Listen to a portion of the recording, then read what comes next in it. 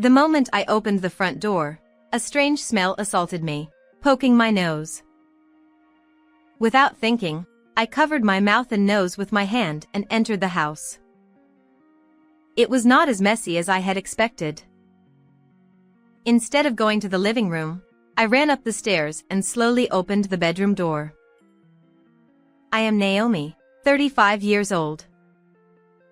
It's been 5 years now.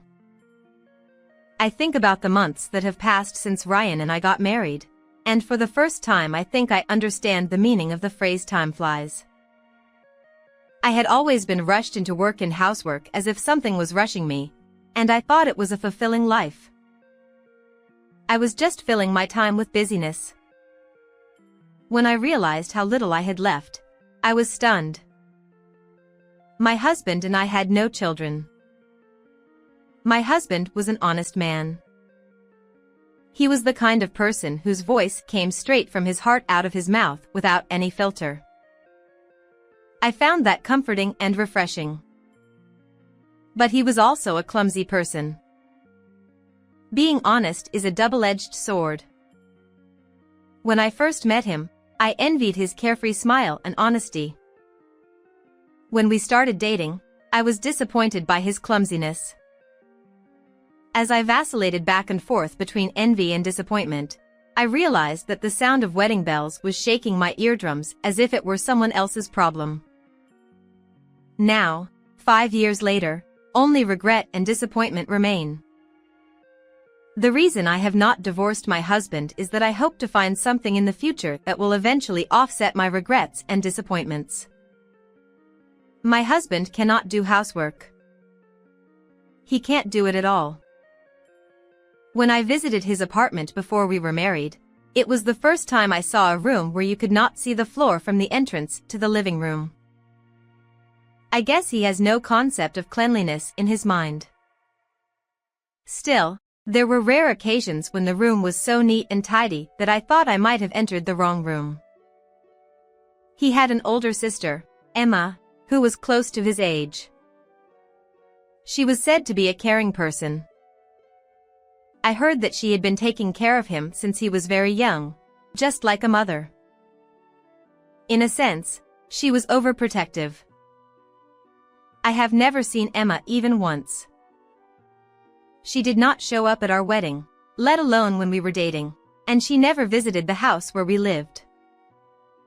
What is strange is that I am the only one who questions this, and my husband does not seem to be bothered by it at all. It would be fair to say that I am overly concerned about it, but perhaps it is just because I grew up as an only child and do not understand the distance between siblings. I was worried about my husband's meager income, so I continued to work full-time after marriage. Working for a company that ran a gallery and bought paintings, I would go abroad once every few years to buy paintings and discover promising artists. In the past, my business trips have lasted 3 months at most.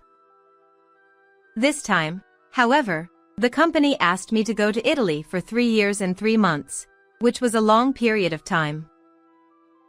After thinking about it for 3 days and 3 nights, I decided to go. I wanted a change. That's what happened when I went through the various reasons for deciding to go on the business trip. My fading love for my husband, the routine that never changes. Maybe I just wanted to escape from reality. Can you do the cleaning and laundry while I'm away on a business trip? Don't worry, I'll be a housekeeping master by the time you get back. I listened to my husband's unreliable rhetoric as I put up a list of garbage disposals for each day of the week, cleaning instructions, and a few easy-to-prepare recipes on the corkboard by the refrigerator. Even if it is a waste of time, I want to do what I can. My husband's personality is such that even if he starts doing the chores with gusto for the first few days, he will eventually start slacking off, and eventually this place will turn into a garbage dump. Big words usually end up with such a short ending. That is not what worries me. But if I told him what I am vaguely worried about now, he would probably just wonder about it. It's not the kind of thing that I have to tell him to make him feel better. Lying on the sofa, I can see my husband's whiskers as he watches TV.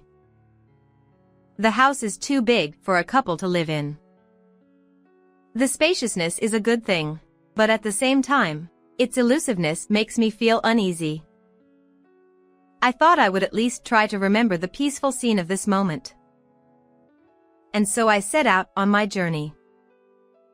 When I arrived at the Milan airport and passed through immigration, I sent a text message to my husband to let him know that I had arrived safely. Milan at dusk. In terms of time difference, we were about 6 hours behind the United States. Since he gets to bed early, he is probably sound asleep by now. Assuming that I would not receive an immediate reply, I headed for the hotel where I planned to stay. When I woke up the next morning, I found a text message from him. Bonjour, Naomi. That was the only reply. I don't remember telling my husband I was going on a business trip to France. I also told him the time difference between Italy and the United States. I didn't even feel like replying to my husband's innocent email, which could not have been intended as a light joke, and I left the room for breakfast.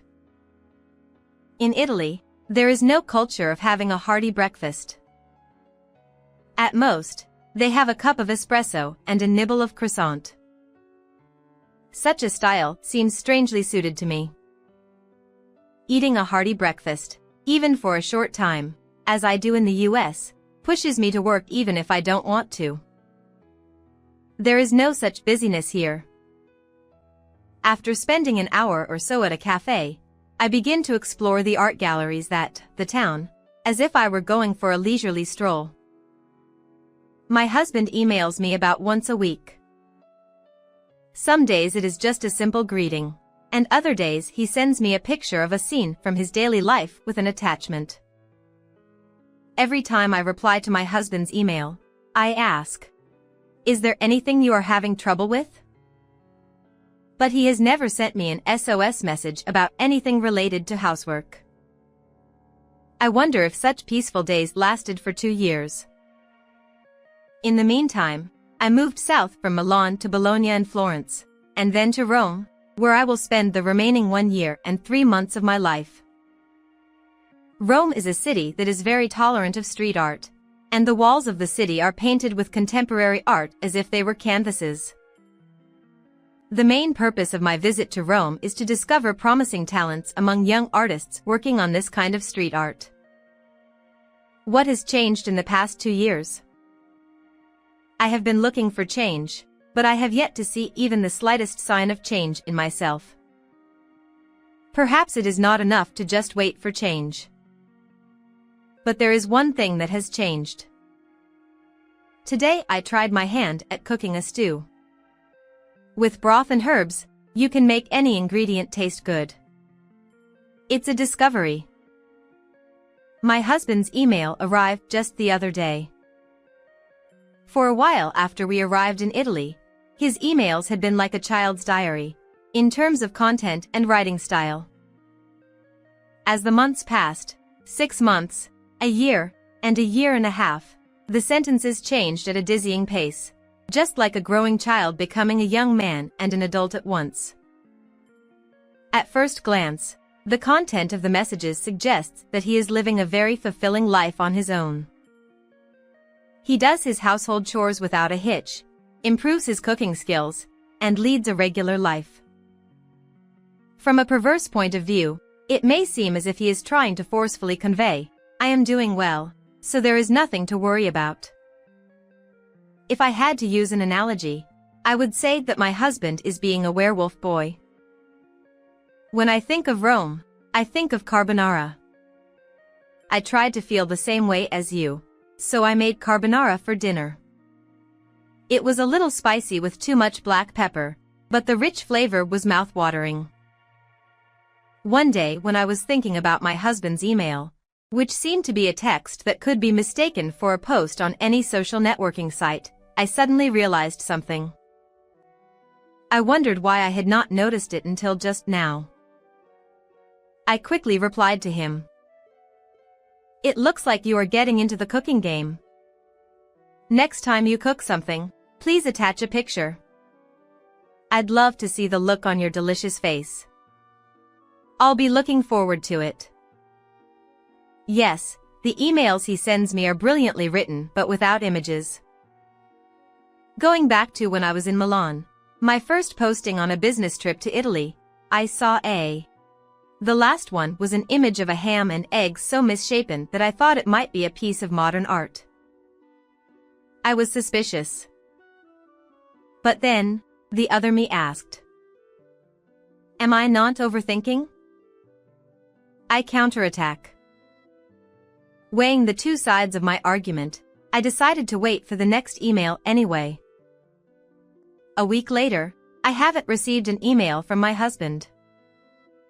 This is not unusual.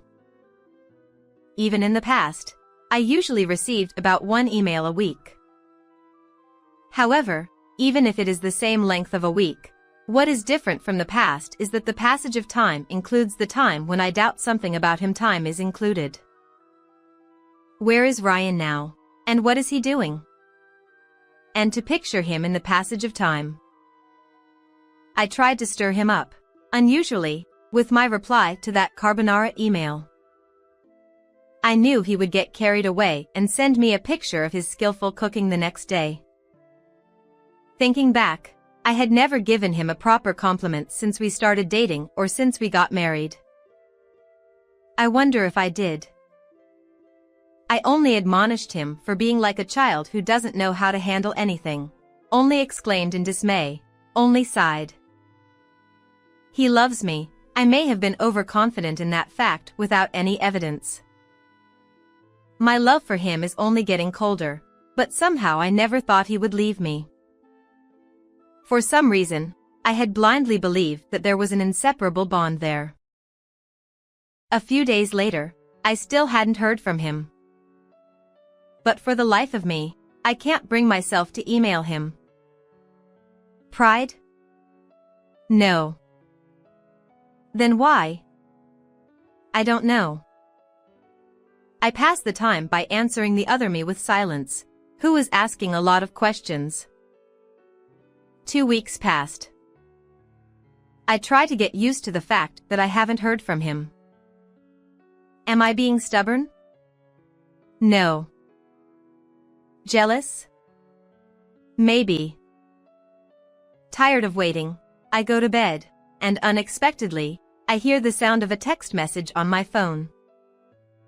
It rings. Thank you for today. I admire your knowledge of painting. By all means. I would love to work with you. There is a cafe near Termini station that serves delicious maritozzo. How about having tea there and discussing our future plans? It was not my husband.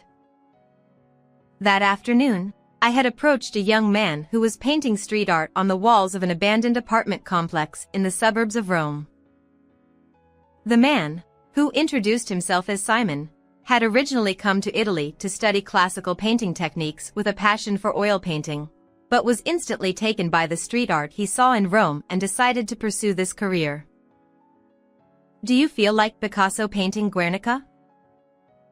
I asked Simon as he looked at the black and white abstract painting on the wall. I knew you would think so. A mistake. I found it strangely endearing to see Simon smiling bitterly as he said this.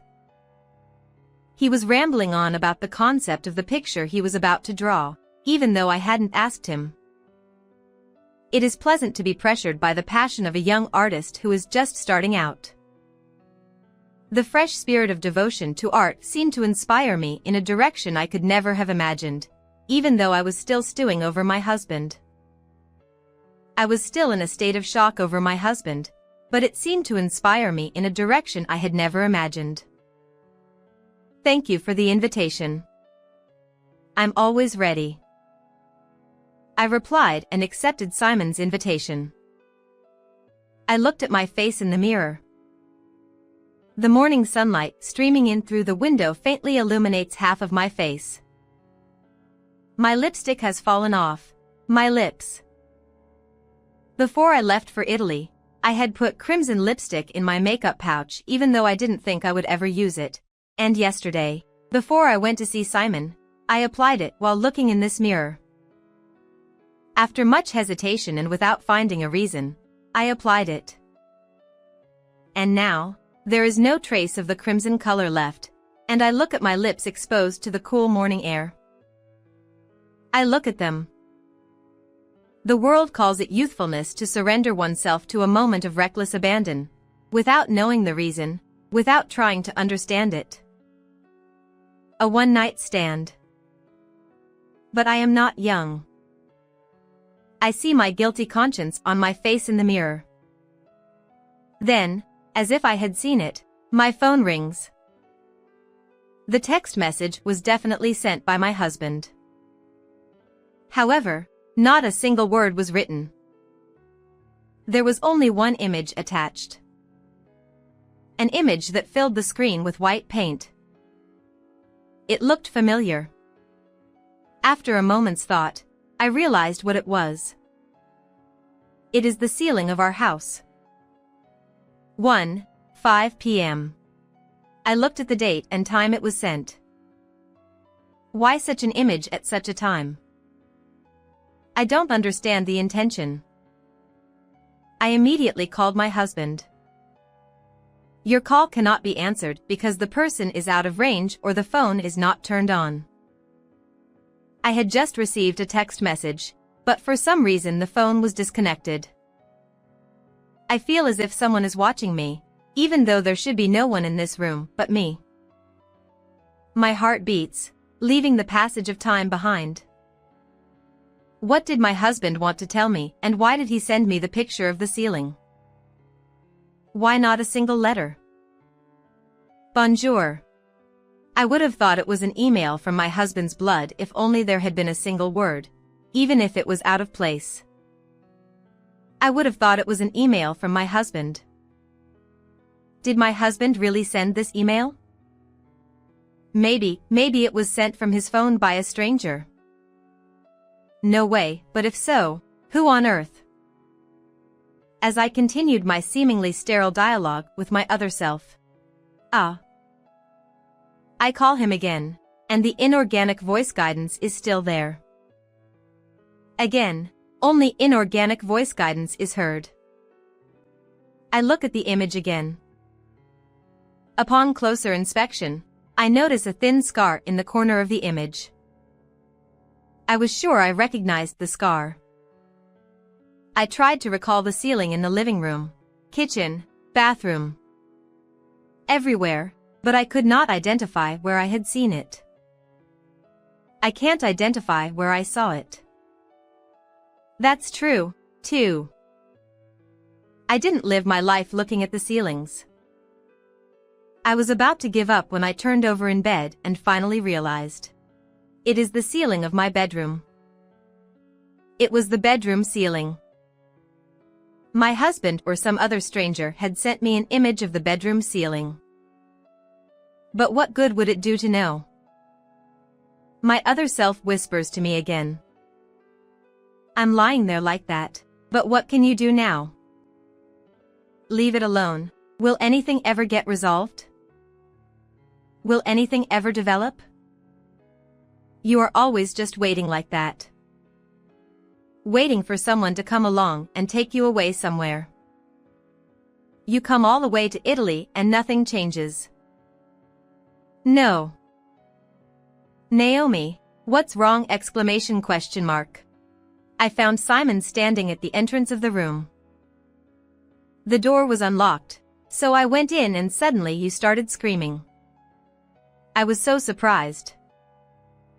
I remembered that I had told him that I wanted him to pick me up when I was finished getting dressed.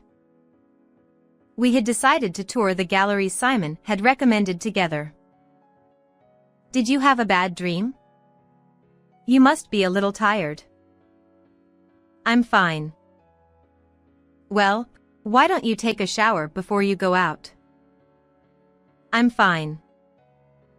Well, let's go. I have to go.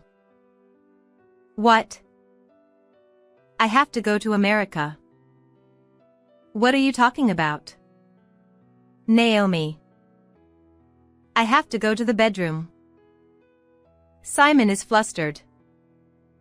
But I don't care. I pack the trunk with whatever I can find, check out, and get into the cab by myself. Simon is banging on the window of the cab. I told the driver to start driving. I didn't say a word until I arrived at the airport on a direct flight, took a train, and arrived at my doorstep. I didn't say a word until I arrived at my house. I didn't even know if it was hot or cold in the US for the first time in 3 years. I just want to make sure my husband is safe. Everything else in the world was like dust to me.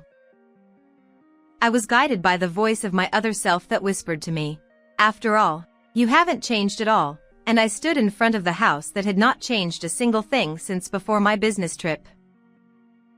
As soon as I opened the front door, a strange smell assaulted my nose. Without thinking, I covered my mouth and nose with my hand and entered the house. The house was not as cluttered as I had expected. Instead of going to the living room, I ran up the stairs and slowly opened the bedroom door. There was my husband. He was lying on his back on the bed.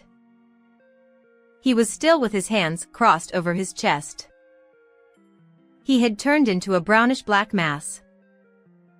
Mummified, he was. I wanted to scream, but I didn't know how. I remember that this is how I used to make a scream, and finally, a muffled sob bursts out. A single, muffled sob spills out of my mouth. The rest doesn't follow. Not even a tear. I look at him, the man who has changed. I was the one who had to change. He went off on his own, leaving me behind. I looked up at the image of the ceiling he had emailed me, and saw a thin scar. He must have wanted to tell me something from here. I looked around for his phone, but I couldn't find it, at least not in this bedroom. I went downstairs and stepped into the living room to find a woman sitting on a chair and standing there in a daze. She is holding a phone that seems to belong to him. Our eyes met. Emma, right? She was probably in her mid-40s. She had a slightly long face with no makeup. And she looks a lot like me. I asked again, using the same words and the same tone of voice. Her voice came out without hesitation, as if it were a lie that she had been struggling so much earlier. I was certain that she was Emma. Are you the one who took Ryan? Yes, I am his wife. If I asked Emma anything, I doubt she would give me a straight answer. It was a strange smell in the house, and neither of us was in a decent state of mind. I'm here to get Ryan back from you. I see. What was the last thing he said to you? What do you mean the last thing? He's mine for the rest of my life. Well, yes. Unable to hold back, I ran out of the house. The strange smell that lingered in the back of my nose made me nauseous. Since I had not eaten anything since I ran out of the hotel in Rome, the only thing I could spit out was gastric juices. A woman passing by saw me struggling and called out to me. I said to her, "Call the police," and passed out on the spot. I woke up the next morning in a hospital bed. The drops from my forehead were falling at a slowness that would forever catch up with the passage of time. After a few days in the hospital, police interviews followed. Emma was taken away by the police officers who arrived on the scene, and she is still keeping silent. However, the fingerprints on the rope and other tools used to restrain my husband that were found in the house suggested that the crime was definitely committed by Emma. The policeman told me that it takes about 3 months for a person to be mummified. According to my research, my husband was most likely left alone for more than 6 months. I am sure that Emma was so worried about me that she impersonated my husband to prevent me from leaving the country in a hurry. And the picture of the ceiling in the bedroom was probably sent to me by Emma, who was asked to take a picture but did not know how to use a smartphone. I asked to see my husband's phone, but they refused, saying that they could not disclose his belongings during the investigation. I could not go home for a while and continued to live in a hotel. The day the police gave me permission, I stepped into my home for the first time since I found my husband lying in the bedroom. As if drawn in, I spontaneously went to the bedroom. The bed had already been removed from the bedroom. For some reason, the lingering scent of the strange odor was now endearing to me. I lay on my back on the floor and looked at the ceiling. Then, I looked at the wall beside me. There, I saw writing that was probably carved with fingernails. It was dimly lit, so I couldn't make out what it said. I turned on the light and looked at the wall closely. "Naomi, I love you." The words had been traced over and over again with his fingernails. Tears flowed unceasingly as I felt my husband's love for me. All I could do was cry and scream like a baby with all its jiggles removed. What did you think of this story? Please subscribe to our channel. See you in the next video.